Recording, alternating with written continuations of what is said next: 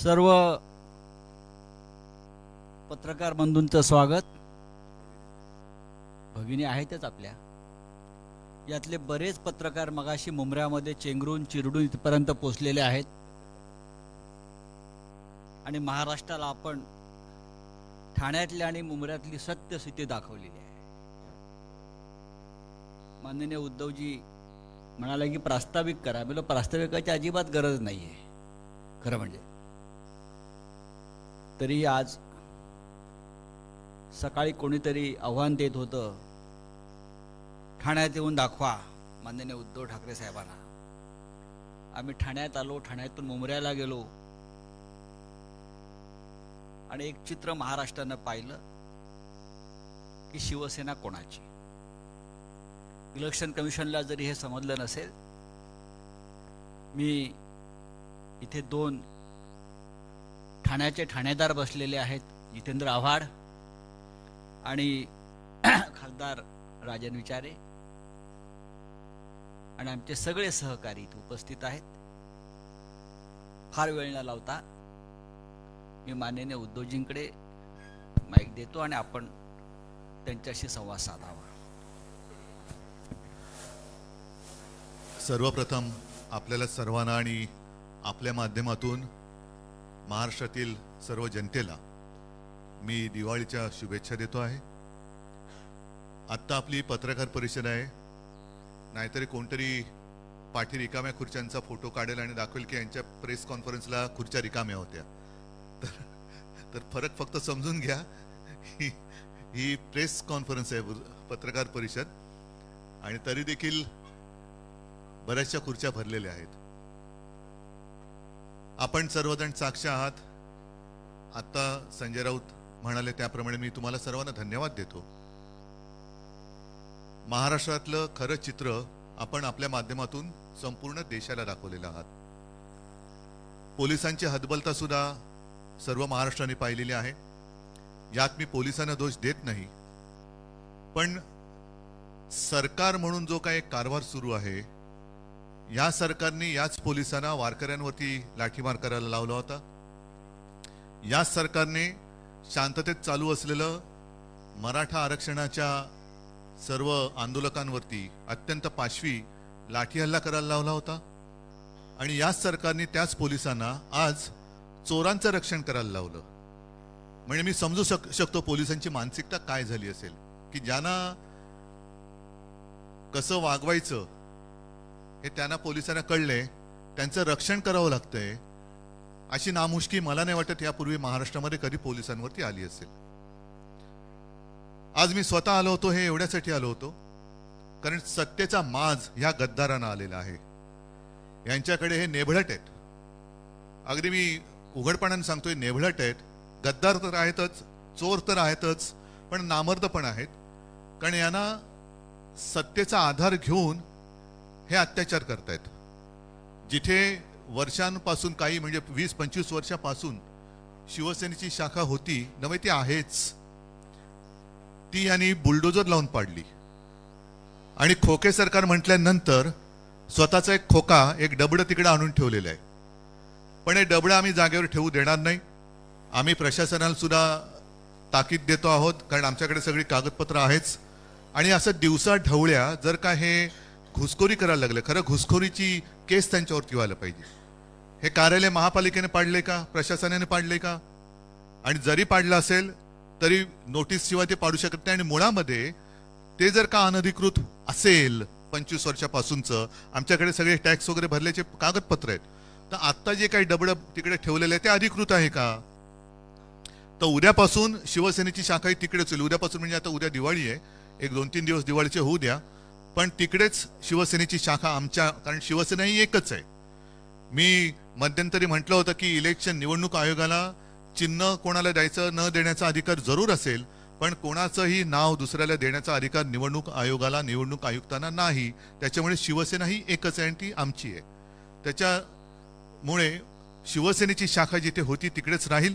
आणि पोलीस आहेत, महापालिका प्रशासन आहे, यांना सुद्धा मी नम्रपणाने सांगू इच्छितो की हा जो काही एक जुलूम जबरदस्तीचा प्रकार चाललेला आहे, एक तर तुम्ही बाजूला व्हा, आम्ही बघून घेतो यांना काय करायचं ते, आम्ही बघतो.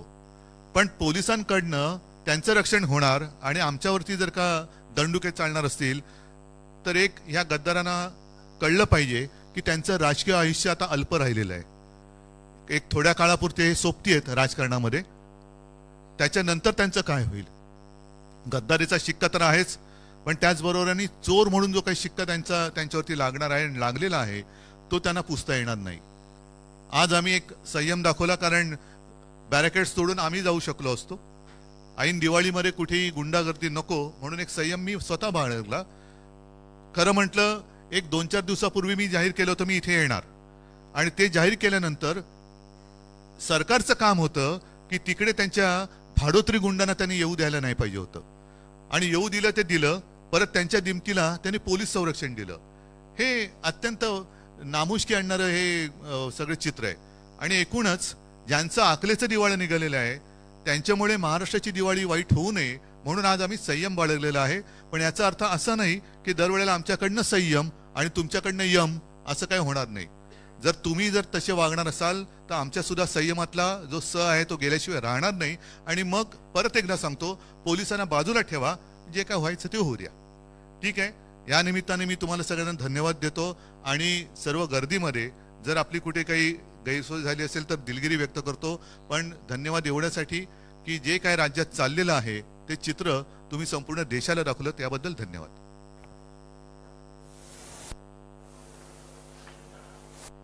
ठीक आहे.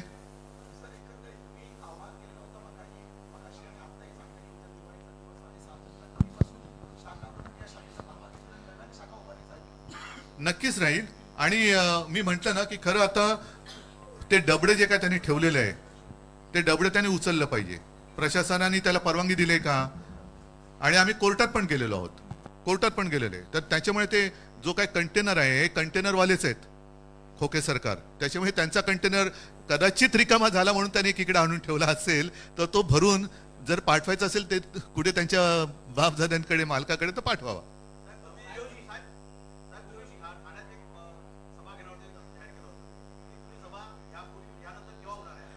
मी सांगतो तुम्हाला. नाही, गद्दारांना धडा शिकवण्यासाठी मी ठाण्यात येण्याची गरज नाही. ठाणेकर हे तगडे आहेत आणि ठाणेकरांना गद्दारी चालतच नाही मुळामध्ये. कारण गद्दारांना धडा शिकवा हा आमच्या आनंद दिघेंचाच एक गुरुमंत्र हा ठाणेकरांनी जोपासलाय. त्याच्यामुळे ठाण्यामध्ये गद्दारी चालणारच नाही. मी सभा घेणार आहे ते थोडं एक काही दिवसानंतर याचं, कारण का आता नुकतंच दसरा मेळावा झालेला आहे. त्याच्यानंतर दिवाळी झाल्यानंतर एक महिनाभरामध्ये वगैरे आपण इकडे सभा घेऊ. डिसेंबर किंवा जानेवारी सभा. हो, अर्थात, नक्कीच. आणि महाविकास आघाडीची सभा तर घेऊच, पण मी सर्व महाराष्ट्राला एक महाविकास आघाडीच्या कार्यकर्त्यांना सांगतोय की जिथे जिथे ह्या चोरांची गुंडागर्दी होईल तिकडे सर्वांनी एकजुटीने उभं.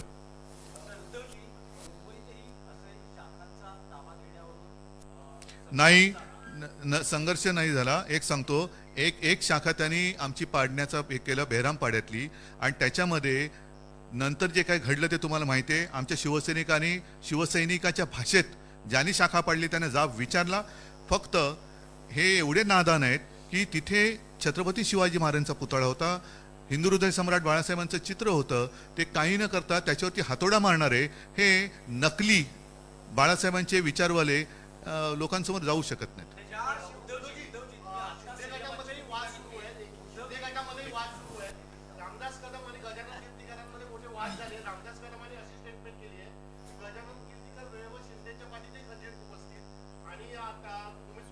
गद्दारांच्या वाटा गद्दारांना माहिती, मी काय बोलणार.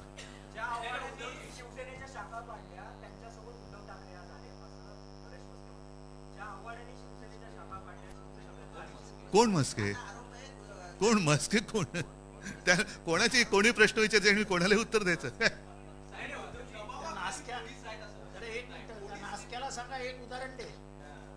ठीक, जाऊ दे ना, त्याला केवढे उत्तर द्यायचं. हा, होय. नाही, मी खरं प्रामाणिकपणे सांगतो, मी कुठेही पोलिसांचा अनादर व्हावा असं मी वागलेलं नाही आणि वागणार नाही. कारण शेवटी पोलीस हे आपले रक्षक असतात.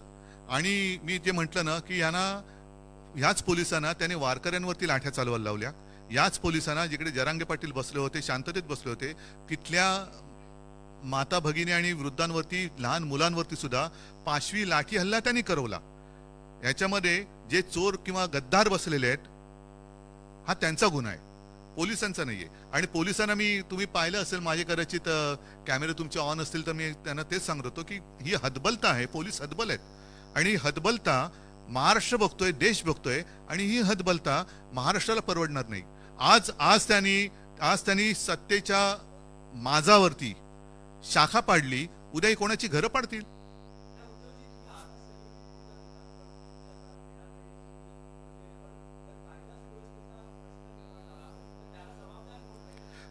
मला असं वाटतं सदरक्षणाय खल निग्रणाय हे पोलिसांचं ब्रीदवाक्य आहे. पोलिसांनी त्याला जागावं.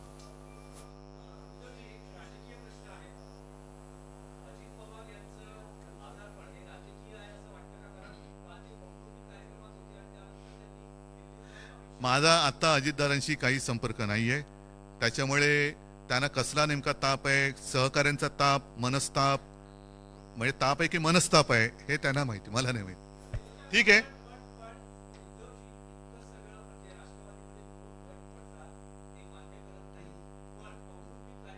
जाऊ दे. मला वाटतं आज त्याच्याबद्दल बोलण्यासाठी मी नंतर परत येईन. पण आज एकच आहे, पुन्हा एकदा सांगतो की यांचा सत्तेचा माज हा आता उतरवण्यासाठी आम्ही सगळेजण रस्त्यावरती उतरलेलो आहोत.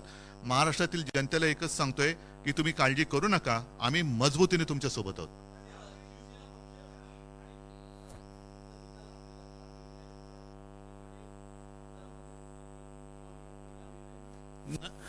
आमदार पात्रतेची जी काही सुनावणी आहे त्याच्याकरता सर्वोच्च न्यायालयाने 31 डिसेंबर पर्यंतची मुदत या लवादाला दिलेली आहे आणि त्यांना 31 डिसेंबरला निर्णय द्यावाच लागेल.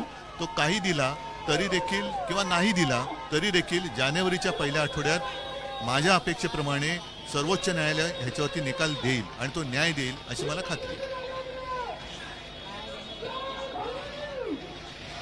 राहुल नितीश कुमार मुंबईत आलेले नाहीत, त्याच्यामुळे मी त्याच्यानंतर बोलतो. चला, धन्यवाद. जय हिंद, जय महाराष्ट्र.